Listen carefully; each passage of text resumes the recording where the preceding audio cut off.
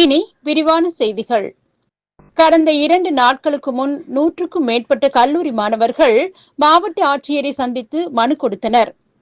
அந்த மனுவில் கோவை கிணத்துக்கடவு பகுதியில் செயல்பட்டு வரும் மகாராஜாஸ் மருத்துவ அறிவியல் கல்லூரியில் பல்வேறு மருத்துவ துணை பிரிவுகளான பாராமெடிக்கல் மற்றும் நர்சிங் பிரிவுகளில் பயின்று வருவதாகவும், தங்கள் கல்லூரிக்கு எவ்வித அங்கீகாரமும் இதுவரை தரப்படவில்லை என்பதை நிர்வாகம் தங்களிடம் மறைத்து விட்டதாக குற்றம் சாட்டினர். இது தொடர்பாக பத்திரிகையாளர்களை சந்தித்து தாங்கள் எவ்வாறு ஏமாற்றப்பட்டோம் என்பதையும், கேள்வி கேட்கும் மாணவர்களை கல்லூரி நிர்வாகம் எப்படி மிரட்டுகிறது என்பதையும் கண்ணீர் மல்க கூறினார்கள்.